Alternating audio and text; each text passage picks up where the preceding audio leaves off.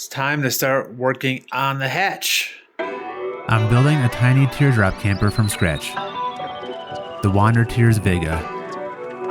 The goal is to get this rig ready for our family adventures in 2026.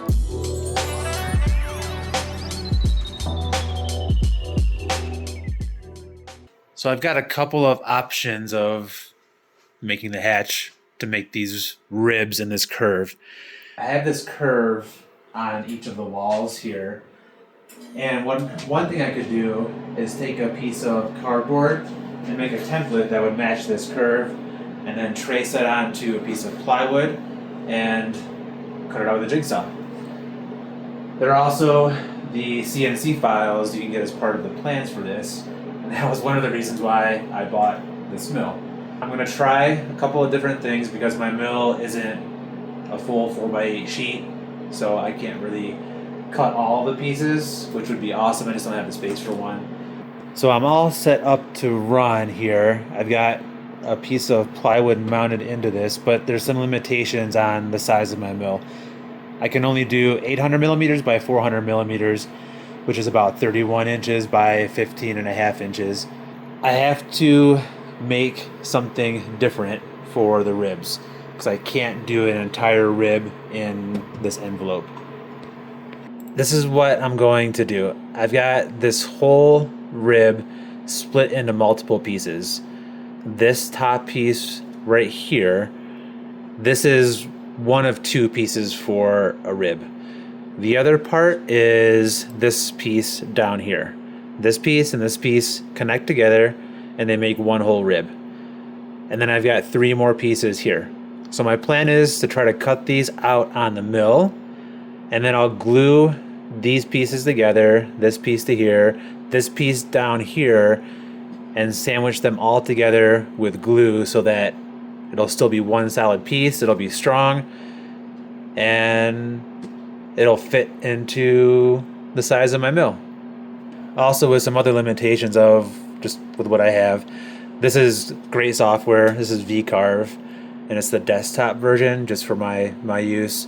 You can get the pro version to do, I forget what size, if they even have a limitation, but there's a limitation for the post size that I can do with this whole thing. I can only do 25 by 25. So I have to use a tiling system. I tile this so that it'll only make the tool pass for this 25-inch piece by 15.5 inches this way. And then the other tile over on this part over here will then generate the tool pass for here. And over on my mill station, I've got a computer set up here that runs this whole thing and does some other stuff too. I've got this loaded into a program called Universal G-Code Sender, and it just sends the G-code over to my mill. So all I gotta do now is zero in my mill and then hit go.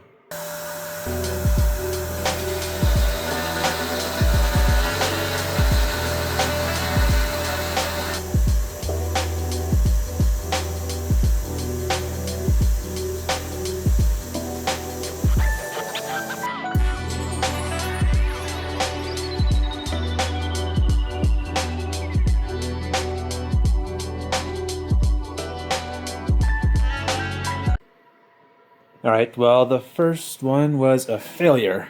I'm still getting used to this machine and trying to remember certain things.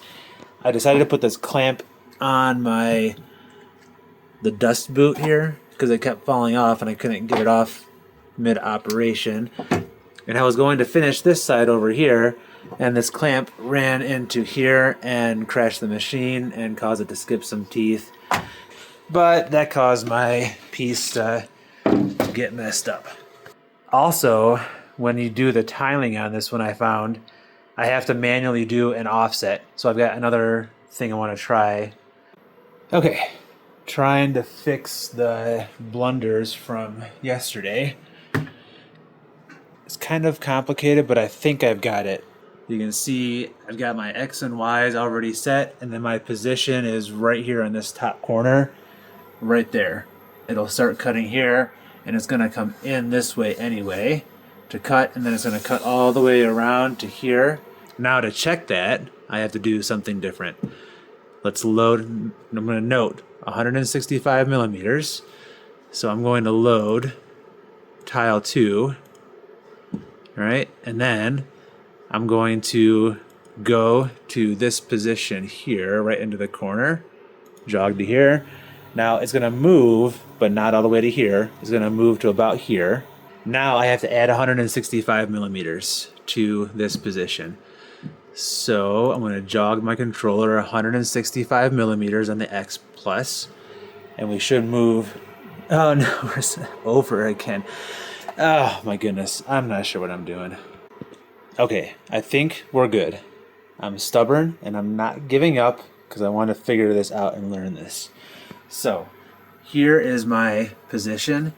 That is right here on this yellow part on this section of the rib.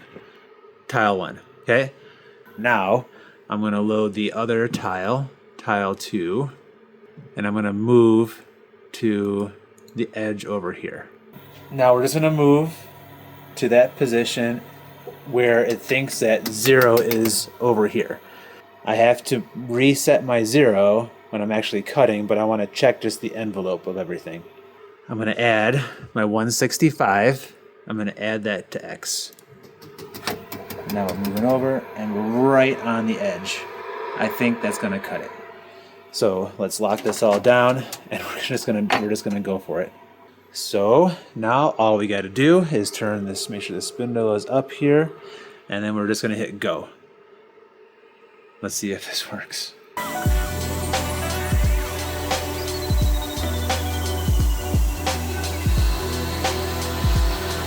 That was successful. Let's see if I can set this offset and not crash the machine.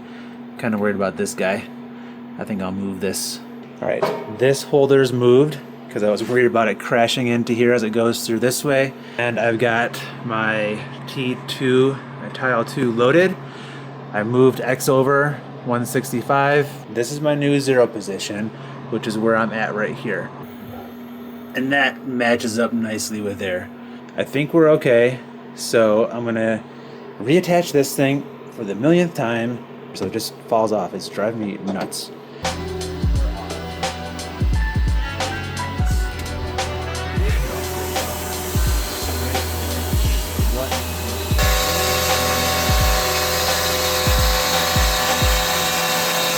And part successfully cut. I think this is gonna work. Let's see what it looks like. Let's take it out. Okay, so it's all about perseverance, and I still need to persevere some more. This worked out good, and I think I'll be able to save this piece, but I made an adjustment because this is 0.47 inches thick, and if we flip it over, it didn't cut through all the way. So, all right, perseverance. I finally got parts to make one rib.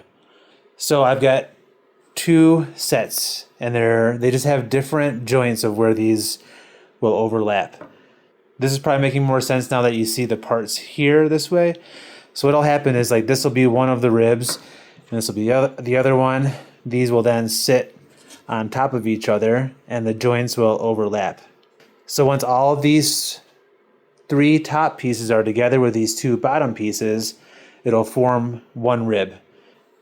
But I want to see if this rib profile is going to match the curve of the back of my camper, of the galley.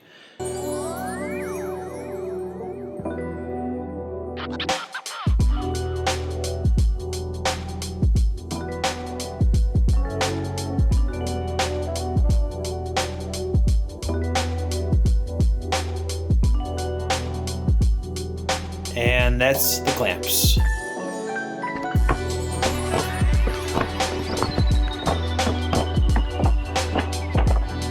This rib should be 1/4 inch above the side of this teardrop. Here I'm a little bit shy. This is just from that CNC path. But if I pull a 1/4 inch piece of plywood, it goes a little bit down. But I think that'll still work. Same with through here. It's a little bit shy, but it gets large down here. So what I'm planning on doing is doing 4 of these ribs, maybe 5, I haven't decided yet. See how it's gonna square up. And then on the bottom and the top of each of these, I'll have a 3/4 inch piece of plywood that is the header and the footer. Well, this rib came out good, so I think I'm gonna go with this plan. And yes, I got my aluminum in. I think it's gonna work. I got 040 for the sides, but 063 for this mill finish, because that was all they had that was reasonable. $380 a sheet if I ordered in 040. I'm gonna try it. I got an idea on how I'm going to do it. We'll see how well it works. I also ordered a new car to tow this thing. I was planning on towing it with the Bronco, but with the extended trips we want to take and our family getting older and not growing any, but just kids getting bigger, we're gonna go with an Explorer trimmer. All right, let's get the rest of these ribs made.